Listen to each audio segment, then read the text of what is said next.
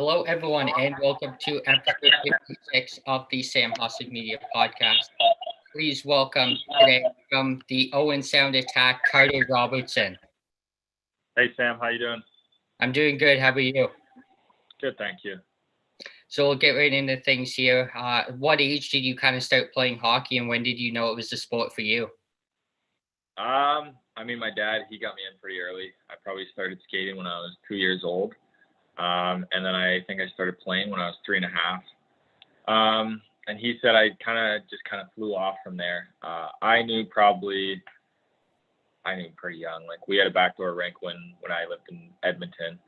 And I was on there all the time. So I don't know the exact age, but I'd have to say between 7 years. I'd say around 7 years old is when I really knew I kind of wanted to keep going with it. Now, did you grow up in Edmonton, or where were you originally from?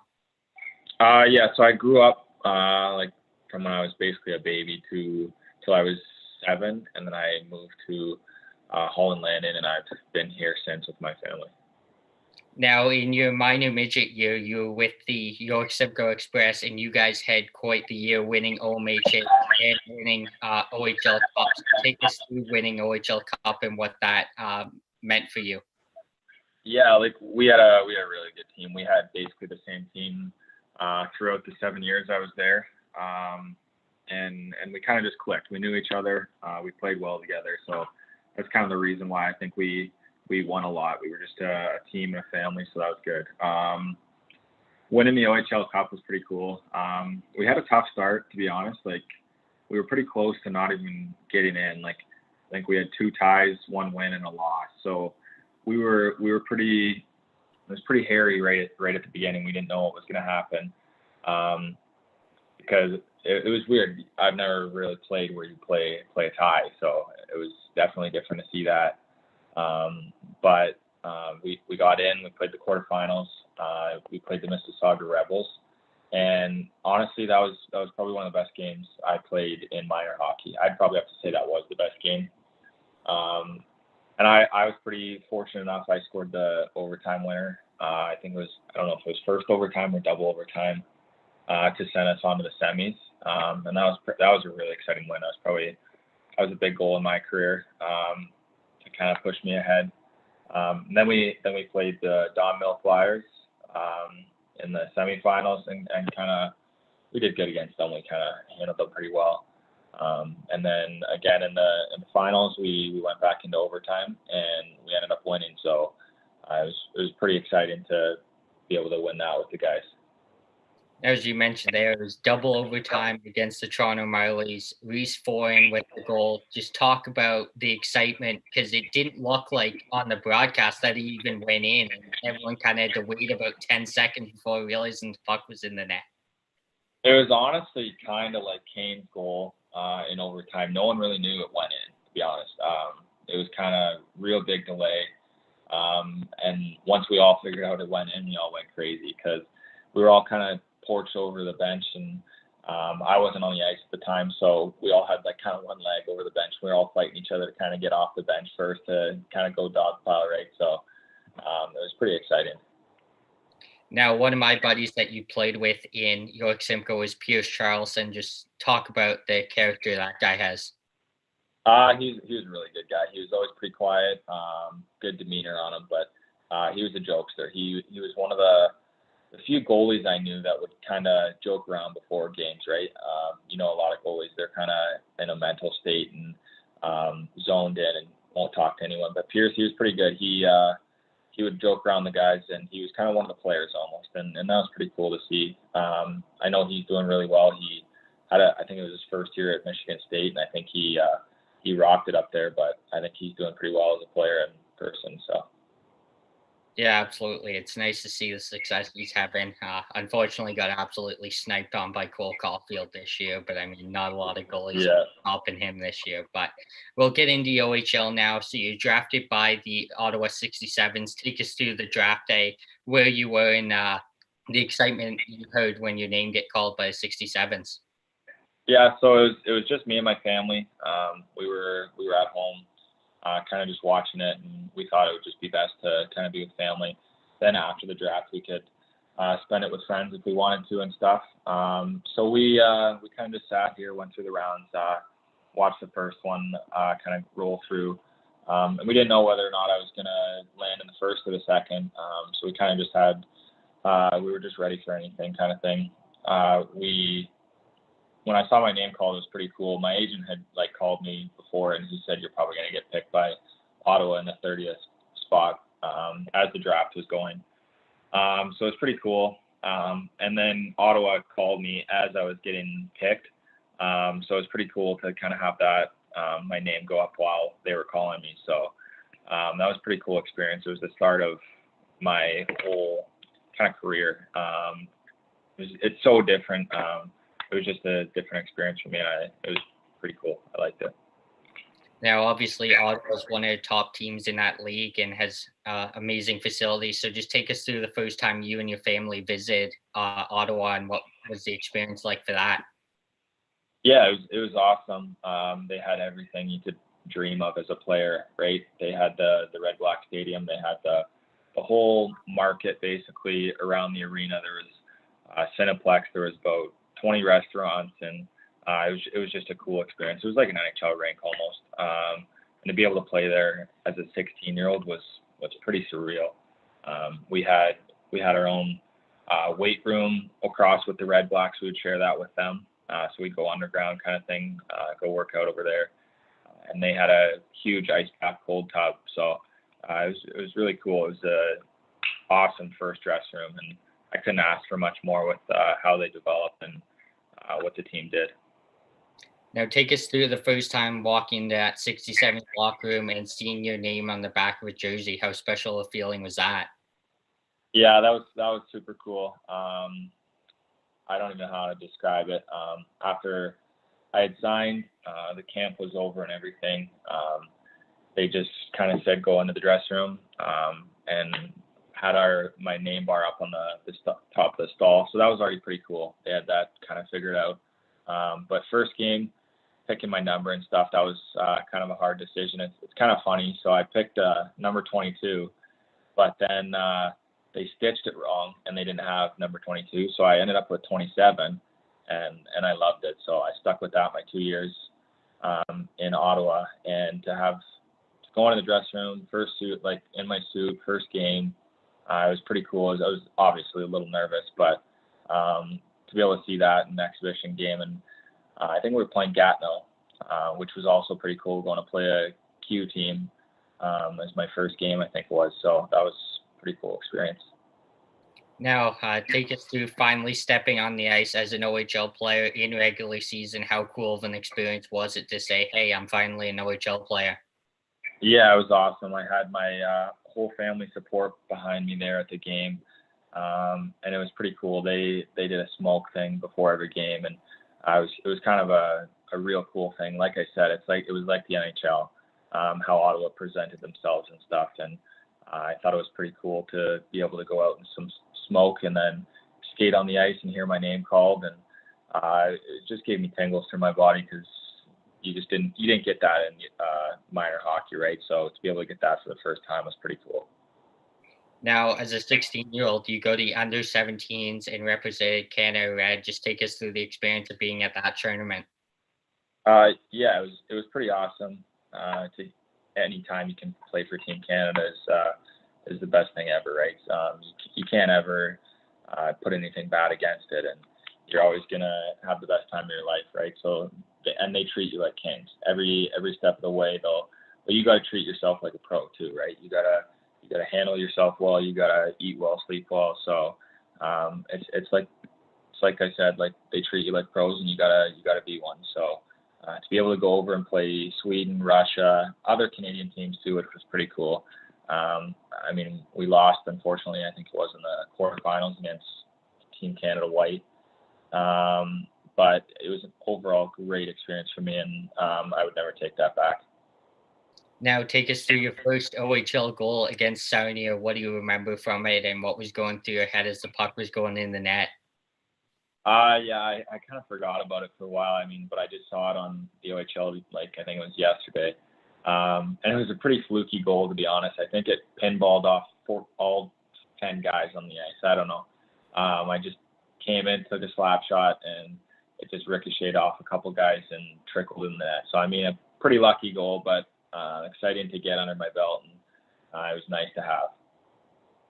Now, something you got to experience in Ottawa was playing in an outdoor game, and I believe it was about -16 out during that game. So take us through how you had to adjust to playing in an outdoor game in the OHL.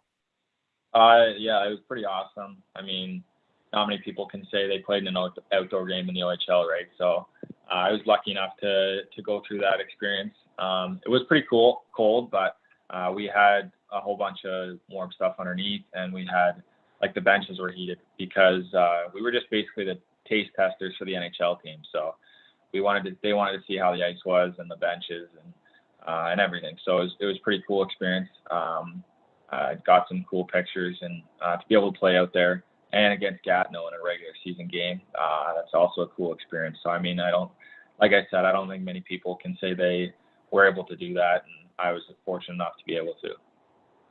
Now, after two full seasons with the 67s, you were traded to the Owen Sound Attack, which obviously is a little closer to home. So take us through hearing about the trade and what your kind of first reaction to it was. I mean, I don't know. I was pretty surprised. I had a good support in Ottawa, and I loved my time there. But I mean, the change that happened, I think it was good for me and good for my career. I came over to Owen Sound, and I think I not changed my game, but almost recognized that I could be a better player. And I played more when it came to Owen Sound, and it was nice to be able to be one of the more guys that they leaned on. And as I came into my fourth year, I came an even bigger role, and that was pretty cool to me to be able to keep playing more games and a lot more minutes in each game, and be able to be the guy they rely on at the end of the game. So. Now, when you're out in Ottawa, obviously you weren't playing that close to home, but coming to Owen Sound, you play in Barrie about 4 or 5 times a year. So how cool is that to have your family up at those games all the time? Yeah, I was pretty fortunate enough actually in Ottawa. My brother went to U of Ottawa for 4 years, and for the 2 of the years I was there. So I was pretty lucky to be able to be with him for 2 of my years there. But when I came to Owen Sound, like you said, we played Barrie a lot. I think it was a total of, was it 8 times? I forget because I know the second year was a little different. I don't know if we played them one last time or something, but it was pretty cool to play them so many times, especially because it's only 35 minutes from my house. So my friends were able to come watch the games, and we were able to get more tickets and stuff like that because we were closer to home. They realized that there'd be a lot more people wanting to come watch those games. So I was able enough to get a few tickets and have some friends and family come watch. Now, last year, season opener for Barrie, 10-0 win. You guys, just take us through being a part of a game like that. Well, it's pretty funny that you say that because when I was in Ottawa, I think it was reversed. I think when Svechnikov was on the team, we lost 10-1, I think, or something like that. So to go back in their barn with a different team and be able to beat them 10-0 was a nice feeling because I had it the other way around, I think, the year before. And it was pretty cool. I was lucky. I think I got a goal and assist that game. So it was pretty nice to be able to feel in on the point system on those 10 goals. But I think everyone contributed well. Everyone played well, and we played the right way, and that's why I think we won so big. Now, a guy that you played in Owen Sound with is Aiden Dudas. Just talk about the friendship you have with him. He was an awesome guy. He was our captain for the last year, and he was an assistant captain the year before. So obviously you can see he's a big leader in a small man's body, right? But he's got the energy of a pit bull. He's always around the ice, buzzing around, and he's constantly working and trying to get better, right? So we always like to see him on the PK because we knew we'd get the puck back because he'd be in their ass before they even got the puck. But our friendship was awesome. We would hang out all the time, us older guys, and we'd play cards. We played a game called Schnarps, and that was probably the game we played the most. We liked euchre too. He was usually one of the guys we played euchre with on the bus, so it was always nice. He was a great dude and couldn't ask for a better captain. Did you ever go over to his billet house and see the friendship he had with the billet dog? Yeah, they had a pretty good friendship. Him and Dalen lived together for the years they were there, and then I think Brady was there the last year. So I think they all kind of were great buddies over there. And we went over to usually their billet house was where we went to go play cards. If not, it was at my billet house the last year. But yeah, they loved their dog. Their billets were awesome, and I think they all got along so well. Yeah, absolutely. Dalen told me to ask when Dudas was on the podcast about Dudas slapping the dog's ass and telling him to shut up when he was drinking water or something. So that was definitely a good memory. Yeah, I don't quite know about that story as well as Dalen would, but that sounds exactly like dude. Now, obviously, no OHL season this year. We'll get into that in a bit. But your last OHL season, you had an A on your jersey. So just talk about the honor of being an assistant with the Attack. Yeah, obviously I just push myself every day to try and be better, and try and get everyone else to be better too with me. So to be able to have an A and help out the guys younger than me and kind of lead them to be that better player is a big deal for me, and I really accepted it and tried to take it and help everyone as I could. Obviously, it's gonna obviously you just can't let it get to your head, right? So you just pretend like it's not even on your jersey. You just pretend like everyone else has an A. So you play the game like you did before, and you lead the guys like you can. Now, at the end of March of 2020, you guys had a game against the Barrie Colts at home, and then the season kind of gets called after that. So take us through that game and then the reaction after when you guys kind of heard about the NBA being canceled. Yeah, it was pretty crazy. It all happened so fast, and I remember playing Barrie. I can't remember if they were I forget if they were even gonna cancel that game, but we were lucky enough to play that game, and it's hard to even explain because it was just so fast. And we played that game, and then we thought we had another game coming up, and then got delayed, and then we got sent home, and they said we might be 1 week, we might be 2 weeks, and then they just kept pushing it, and it ended up being no season, and then it ended up being they just kept saying for the same OHL season next season, 1 month, 2 months, just keep it going. And it was pretty frustrating to see that they couldn't get anything over that long month of time. But I was fortunate enough to be able to go over to Slovakia while the season was canceled, or at least postponed. So I was fortunate enough to play 20 games or 19 games over in Slovakia. Now, going from March up until September, what was kind of going through your mind? You're obviously preparing for an OHL season, and then it just keeps getting pushed back. So how do you kind of adapt to that before you chose to go overseas?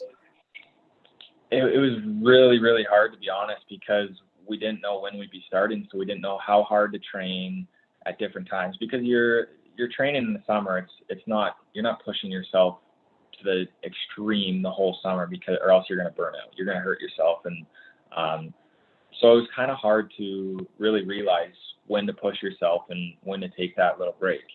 So the more the seasons just got pushed back, like you just kind of tried to keep working out, skate as much as you can, right? Because you didn't know when the season was going to start, so you just had to keep going. And it was a long, long year of working out and skating and just trying to keep in shape and keep ready for if the season ever did start.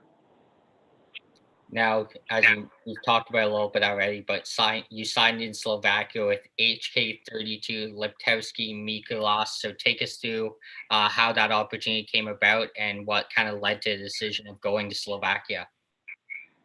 Yeah, so my agent, he called me and he said, I got an opportunity over in Slovakia, over in Europe.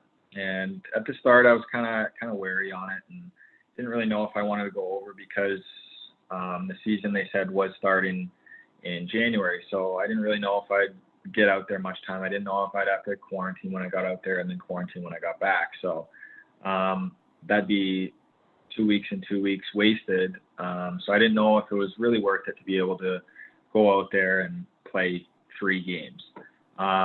But we made a decision that we didn't think it was going to start till at least February. So I left early December.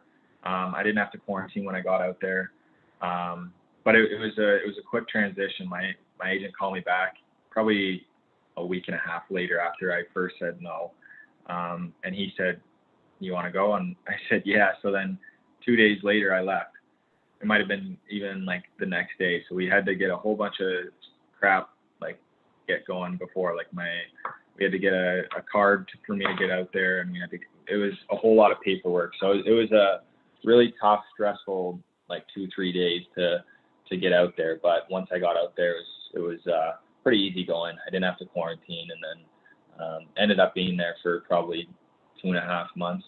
So I was lucky, not lucky, but the season said they got pushed back again, so we just stayed out there.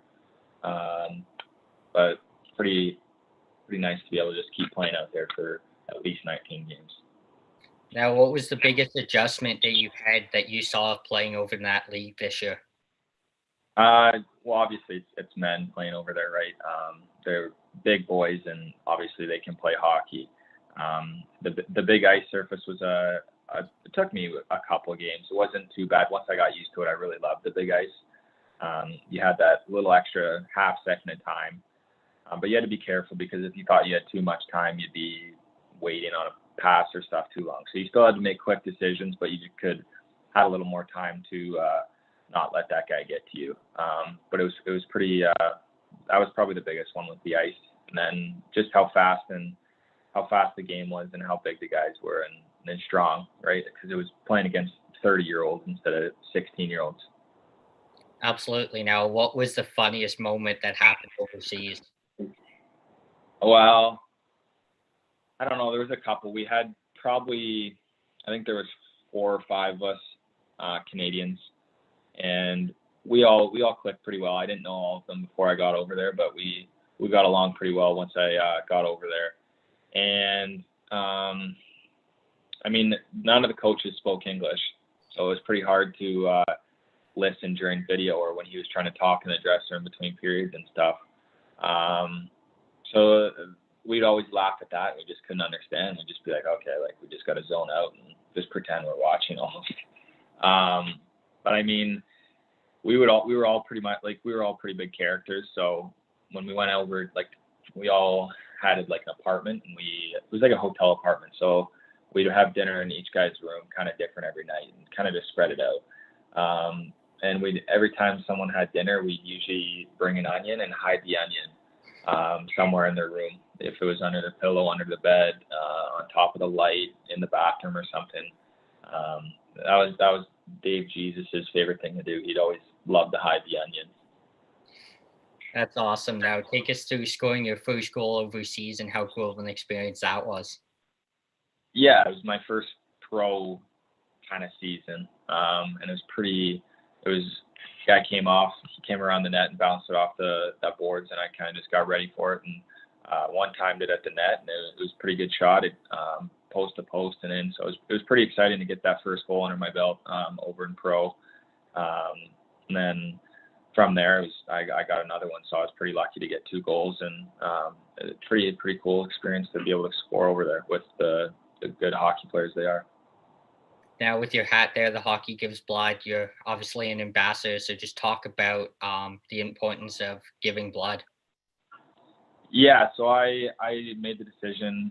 I think it was in my second year. It was my first year in Owen Sound, second year in Owen Sound, and I made the decision to be a Hockey Gives Blood ambassador. I saw other people kind of starting to do it. It was really small when I first got into it, but you see it now, and there's a player on each team to help Hockey Gives Blood, and I think it's so awesome to see that grow so fast. And I was fortunate enough to be able to help. I've donated blood 2 or 3 times now, and to be able to help and just as a hockey player, it's a big thing to be an influencer and to try and help people realize that I don't want them to just go out and not me. So I'm going out there as well and donating my blood and time too. And it's just, I just want to encourage people. I'm not going to make them go donate blood.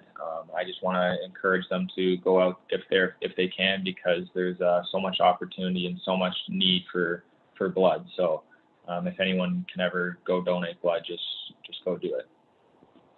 Now, obviously, it's a tough way for your OHL career to end. Obviously, you're hoping to have that fifth season, but just take us through when your season in Slovakia ended, and you're just like, "Hey, this is the end of my junior hockey career here. Like, it's done." What was going through your head then? It was really tough, honestly. It didn't hit me for a while. Like I was over in Slovakia, and we made the decision to come back because they were pretty sure that the season would come back on. They were telling us to come back. Our GM was telling us to come home and get ready for the OHL season. So we had listened to him, but I mean, I wish I would have stayed out there a little longer to play more games because the season did get canceled.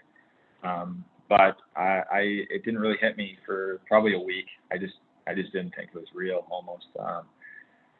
Because the overagers, when I was my rookie season, they came up to me and said, like, have fun with it. Like, it's gonna fly by. And I thought, you're kidding. That's 5 years of my life. How is it gonna fly by so fast? But when it's done, you just think and look back, like that was fast 5 years of my life, and it was the best 5 years of my life. And I wouldn't have it any other way. But just a really tough way to go out, and not the way I wanted to. Now, a guy that you played a little bit with in Owen Sound for a bit was Nick Suzuki. Just talk about seeing the success he's having in the NHL now. When I was there with him, you could see it right from the start. It was pretty unbelievable what that guy can do with the puck, and when he's without the puck, he's so strong, center of gravity. Like he never gets pushed off the puck. He's always got the puck on his stick. It's like a string, and his shot is unbelievable. So to be able to watch and play alongside a player like that and see what he's doing in the NHL is pretty surreal, because you see what he's done to get there, and how much he's worked towards it, and the things you have to do to get there. So it's pretty cool to see and play, like I said, play along someone like that. It is pretty awesome because he's just lighting it up right now. Like playoffs is his spot, and you can see he won with Guelph, and now he's in the finals with Montreal, which is pretty crazy to see. Absolutely. Now, obviously, with your career wrapping up, what's the best advice you can give to a 16-year-old coming into the OHL? Like I said, have fun with it, enjoy it while you can. Take everything with a grain of salt. Learn everything from every coach you have, and apply it to your game. They know what they're there for a reason. They know what they're talking about. So learn and listen. Be a sponge. As I've kind of went to different teams and camps and everything, I've learned so much from different people, and just try to absorb what they're talking about. And if you learn one piece of advice from each person, you're gonna be golden, because there's so many people that'll try and help you be better in your career. So just take that and learn, and keep working. Put your nose down, and just work hard. Absolutely. And before we wrap up here, let's get your pick for the Stanley Cup. Who do you have winning? Sorry, what? Like, if I get the Stanley Cup, what am I doing? Who's your pick to win it this year?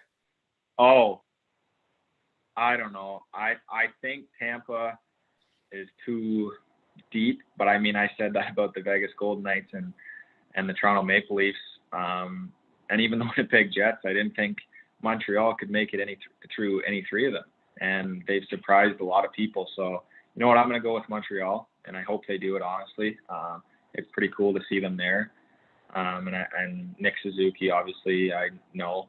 So it's pretty cool. I hope he wins the cup, and they're able to get through the Tampa Bay Lightning. Absolutely. Well, on behalf of the listeners, I'd like to thank Carter for coming on here today. Congratulations on your amazing OHL career, and wish you the absolute best.